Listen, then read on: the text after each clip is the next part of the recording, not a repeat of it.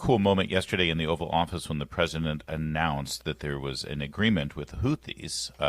The agreement is the Houthis have decided that we'll stop sending drones over. Please stop bombing us. Here's how the president characterized it, Cut 15. We had some very good news last night. The Houthis have announced that they are not, or they've announced to us at least, that they don't want to fight anymore. They just don't want to fight. And we will honor that.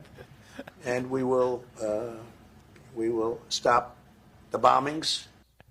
I think what this means is they don't want to die anymore. And of course, this has to do with their blocking of ships being able to easily move in and out of that very important and strategic location there. They're funded by the Iranians.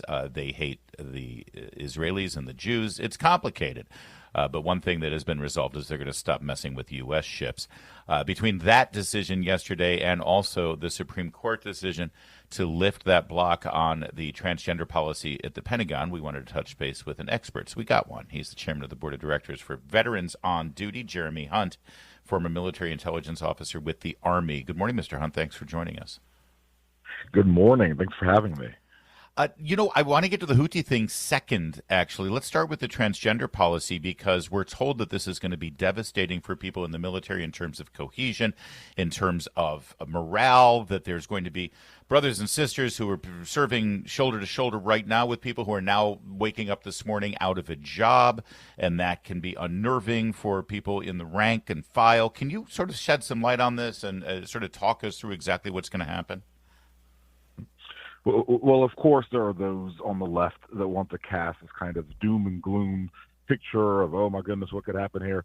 Well, really, it's a return to the status quo before President Obama entered office and started, trying to play all of these social experiments with our military. It's really a return to that time where we are focusing on lethality and readiness. Mission readiness. The purpose of the armed forces is the ability to deter, fight, and win our nation's wars, and that's it. There's really no other kind of social experimentation purpose that our military is designed to take a part in. Our military is designed for that particular purpose, to deter, fight, and win our nation's wars. And so when you look at the policy, do you understand that even for folks who have severe peanut allergies are not allowed to actually serve in the military? I mean, so of course, if you are on hormone blockers and all sorts of kind of hormone therapy, and you have lots of different types of medical requirements for folks who are transgender, that is a mission readiness problem, and it has nothing to do with picking on people who are who have that who are transgender, but it does have everything to do with making sure that that units are able to deploy to any place in the world, and deter, fight, and win our nation's wars whenever they are asked to do so. Jeremy, it's interesting. There are 1.2 million active service members right now, and only 4,000 are transgender.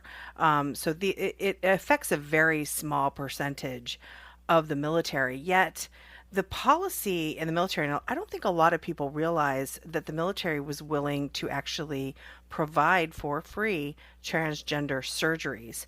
And so it was attracting, it created an incentive if you identified as a transgender and needed transgender surgery that you could actually join the military and have it paid for.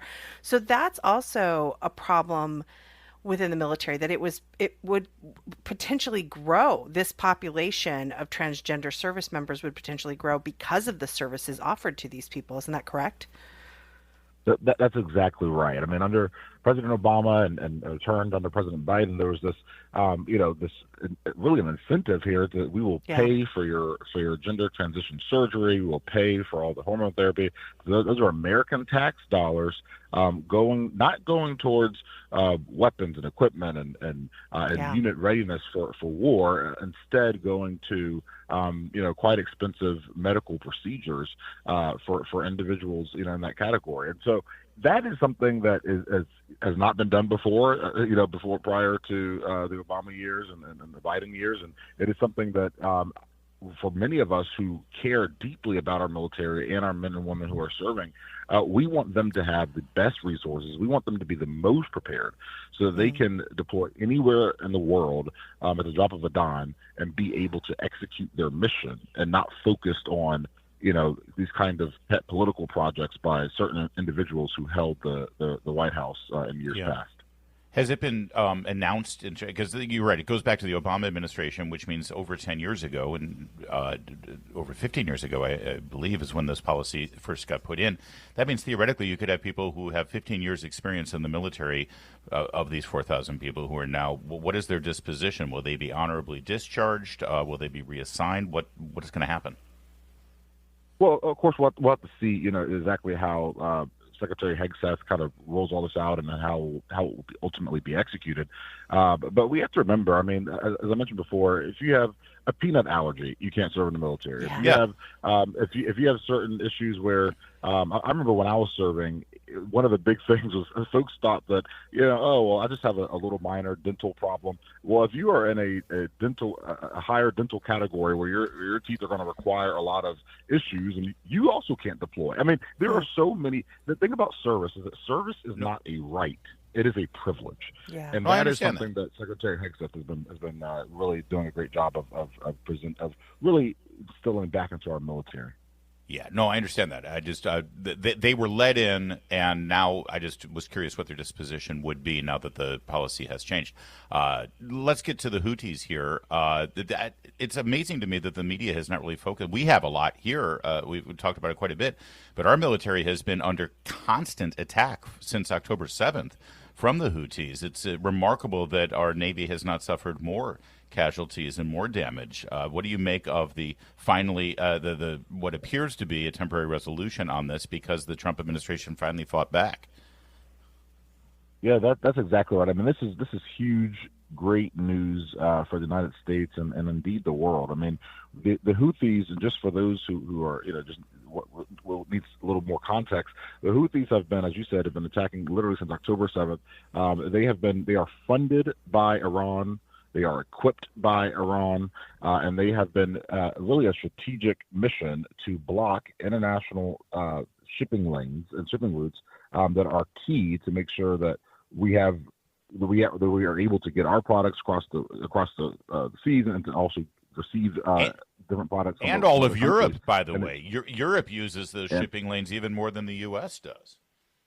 That's exactly right. I mean, they are used by all of us. I mean, it's key for international commerce, and the Houthis know this, and that's why they've been really blocking those lanes literally since October 7th, 2023. And then on top of that, they've also been taking these kind of pot shots and taking and firing upon U.S. military personnel and also firing upon our allies as well. Really attacking Israeli military as well. I mean, they have been a major problem, and all of this, of course, started under President Biden, who really just showed so much indecision when he was in office on how to deal with the Middle East and how to support our ally Israel, and it was just such a mess that it emboldened our enemies.